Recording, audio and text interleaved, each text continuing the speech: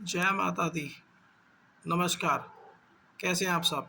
आशा करता हूँ आप सब अच्छे होंगे। आज मैं आपके सामने एक और नया टॉपिक लेके आया हूँ, जिसका मूल है सूर्य नारायण की उपासना कैसे करें, सूर्य नारायण को प्रसन्न कैसे करें। हमारे जीवन को चलाने वाले सूर्य नारायण हैं। इस सृष्टि को रोशन करने वाले सूर्य नारायण हैं। जीव के अंदर आत्मा के रूप में जो विद्यमान है वो सूर्य की कृपा से ही विद्यमान है। सूर्य क्या है? आग है, और आग जलाने का काम करती है, भोजन हजम करने का काम करती है। खेतों में जितनी भी गेहूँ सरसों उगती है वो सब सूर्य की कृपा से ही है। अंधेरे में कुछ नहीं उग सकता। अंधेरे के अधिपति कौन है? राक्षसगण। सूर्य की उत्पत्ति के साथ ही सारे के सारे शुभ काम होते हैं, और सूर्य हमारी सबकी ज़िंदगी के अंदर में एक बहुत इंपॉर्टेंट रोल प्ले करते हैं।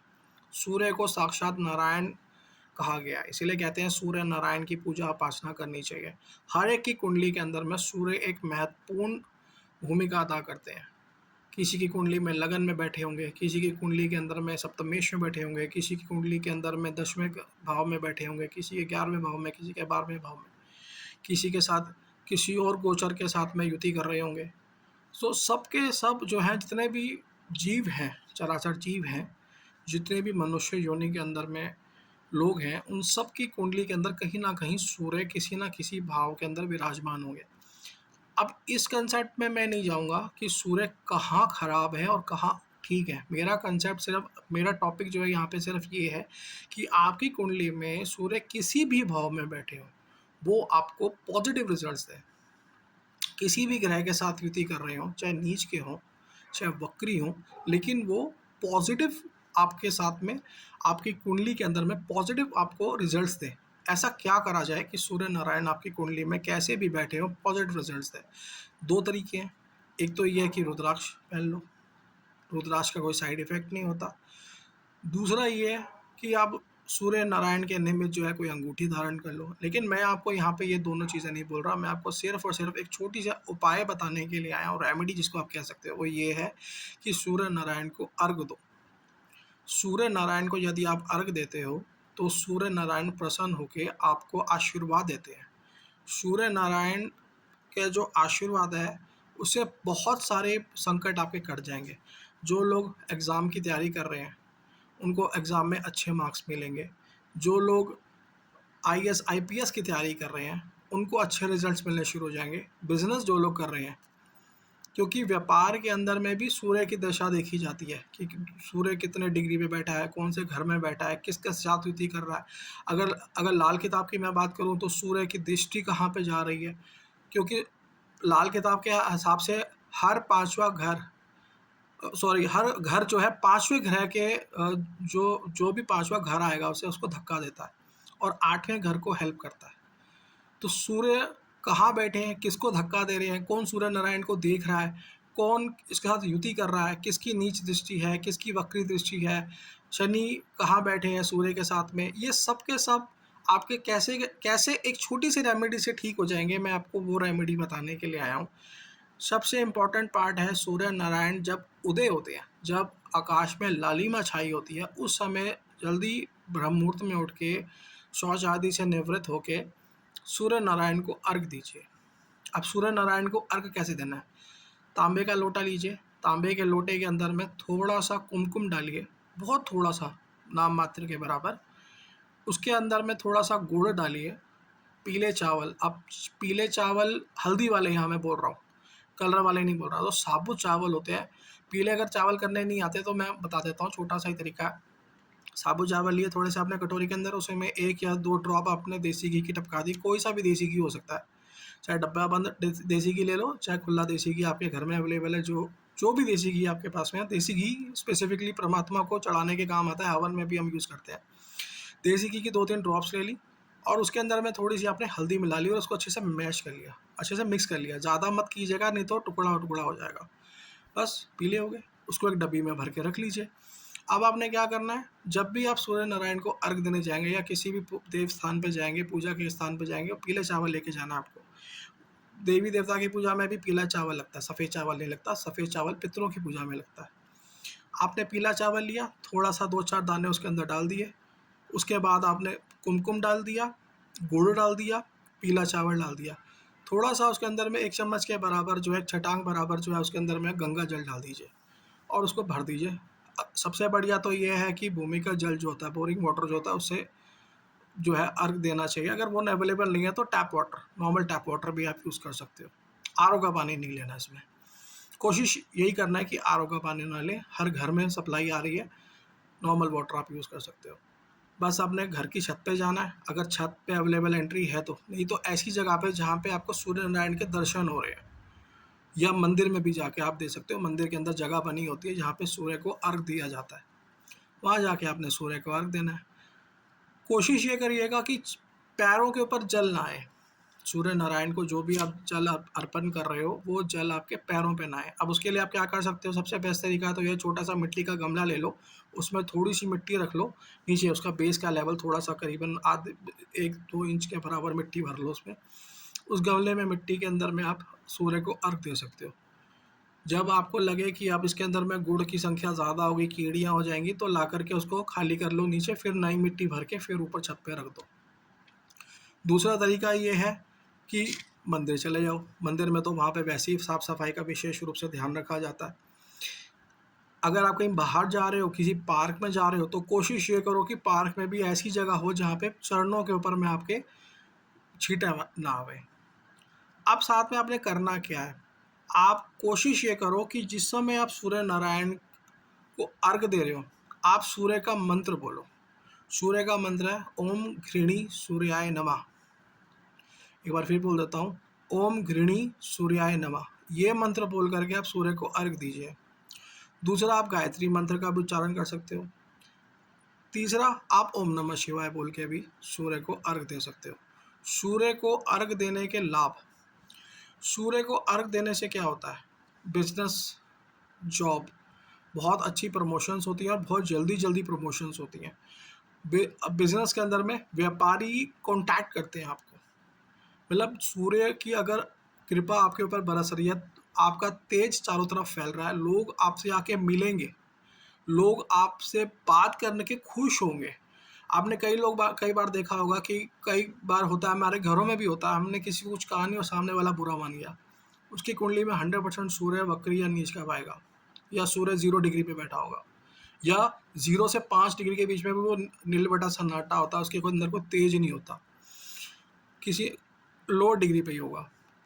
ये सबसे बड़ा नुकसान होता है। लोग आपने कहा कुछ नहीं, कुछ भी मुंह से निकालोगे, लोग आपकी बात पकड़ लेंगे, लोग आपसे ईर्ष्या करने लग जाएंगे, आपकी छोटी छोटी बातों को चुनने लग जाएंगे। आपने मजाक में कोई बात करी, उसका राय का पहाड़ बन गया, आपको समझ भी नहीं आएगा मैंने ऐसा कुछ बोला ही नहीं, लेकिन उसका साइड इफेक्ट इतना ज़बरदस्त होता है।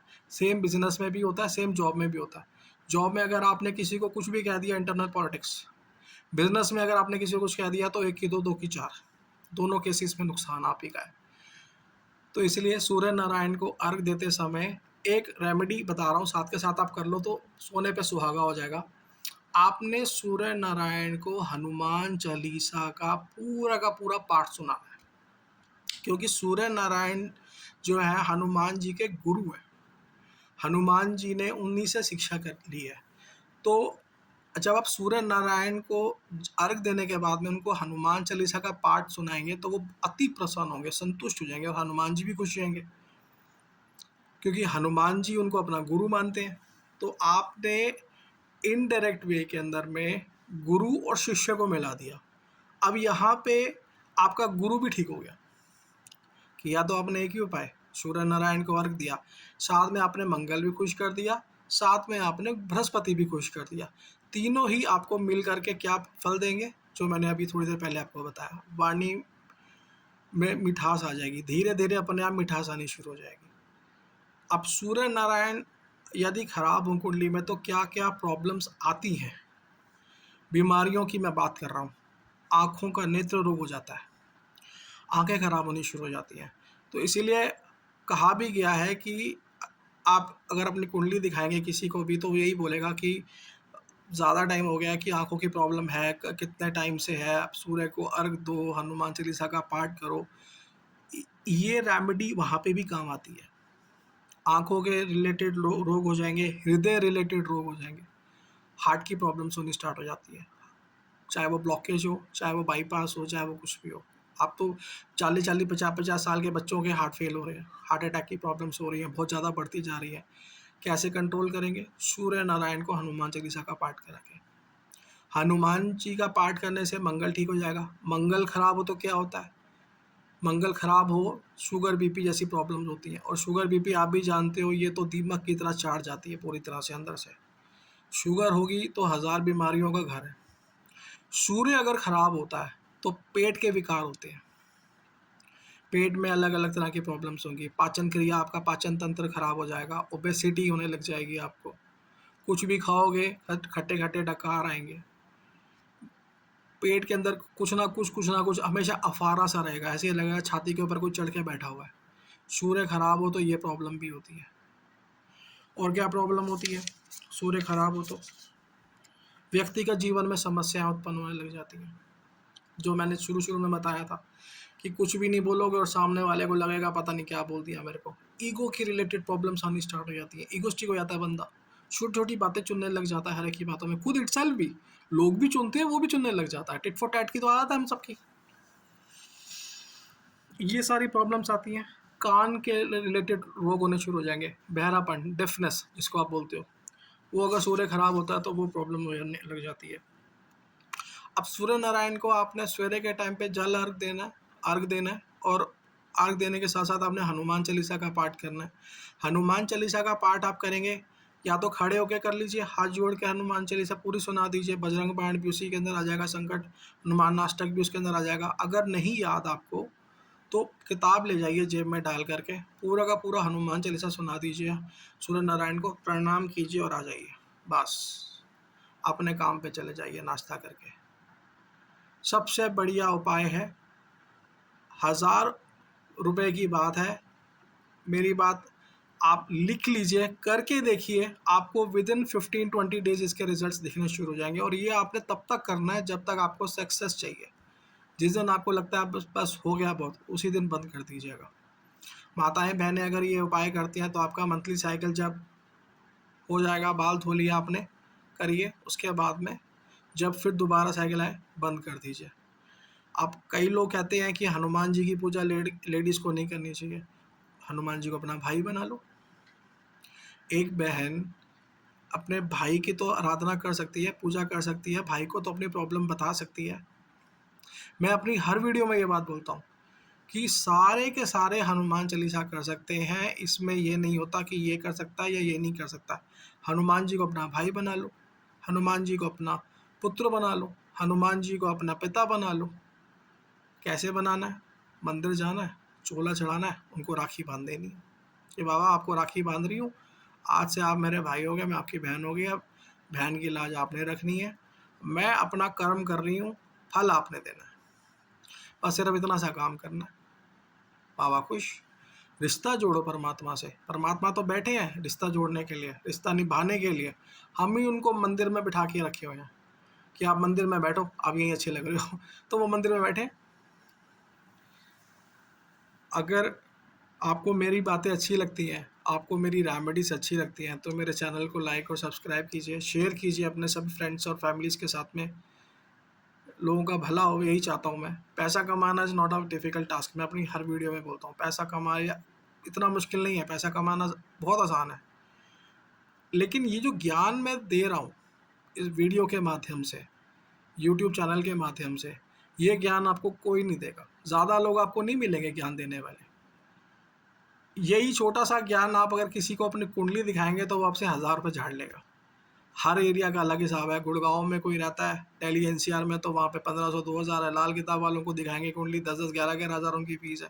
अपने घर के आसपास किसी पंडित जी को कुंडली दिखा के आएंगे, 500 रुपये मिनिमम उनको दे के आएंगे, टेक के आएंगे। यहाँ तो फ्री में इलाज मिल रहा है, काम वही करेगा, वही रेमेडीज़ हैं।